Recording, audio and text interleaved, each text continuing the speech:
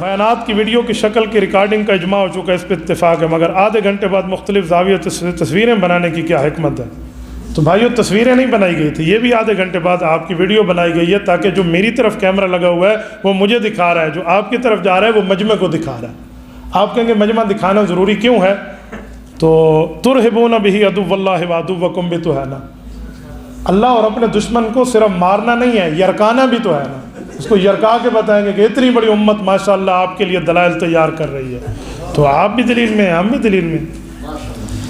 مجتہد کی غلطی واضح ہونے کے بعد تقلید واجب ہے تو کیا رسول اللہ سے تقابل نہیں ہے؟ حضرت شیخ الہند کا جملہ، شیخ الہند رحمہ اللہ کے اس جملے کی وضاحت یہاں موجود ہے، تو میں ایک جملہ آپ کو کہتا ہوں، مجتہد اگر غلطی کر لے تو اس کا جواب حدیث میں ہے، کتاب الاحکام صحیح بخاری جلد نمبر 2 صفحہ 1092، حضرت عمرو ابن عاص رضی اللہ عنہ راوی، اللہ کے رسول نے فرمایا اذا حکم الحاکم فاجتہد واصاب لہ اجران، مجتہد ٹھیک کام کرے 2 نیکیاں، ان اخطا لہ اجر، غلطی کرے تو 1 اجر اللہ پھر بھی دیتے ہیں۔ تو مجتہد کو تو اجر ملتا ہے، تو آپ کو کس نے کہا آپ اس غلطی پر اعتراض کریں؟ نمبر 2 کہ شیخ الہند فرماتے ہیں حق امام شافعی کے ساتھ ہے تو اس مسئلے میں، لیکن ہم امام صاحب کے تقلید واجب ہے۔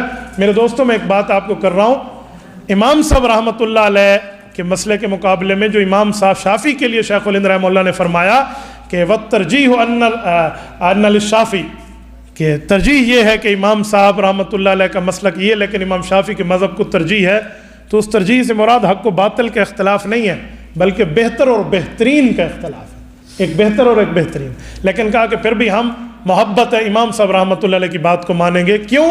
بعض اوقات عقیدت میں اجران کو چھوڑا جاتا ہے، اجرن کو لیا جاتا ہے۔ آپ کہیں گے کیسے؟ مکہ مکرمہ میں بیت اللہ کے اندر نماز کا ثواب زیادہ ہے یا مسجد نبوی میں؟ تو آپ بیت اللہ چھوڑ کے مسجد نبوی کیوں جاتے ہیں؟ تو بیت اللہ میں تو ثواب زیادہ ہے۔ آپ کہیں گے عقیدت مصطفیٰ کی وجہ سے ہم نے اجران کو اجرن کے لیے چھوڑ دیا۔ تو امام صاحب بڑے امام ہیں، صحابہ کے شاگرد ہیں، عقیدت کی وجہ سے انہوں نے امام شافعی کے مسئلے کی بہترین کو اپنی جگہ رکھا، بہتر کو پھر بھی قبول کیا۔ وہ حق و باطل والا نہیں ہے، بہتر اور بہترین کا اختلاف ہے۔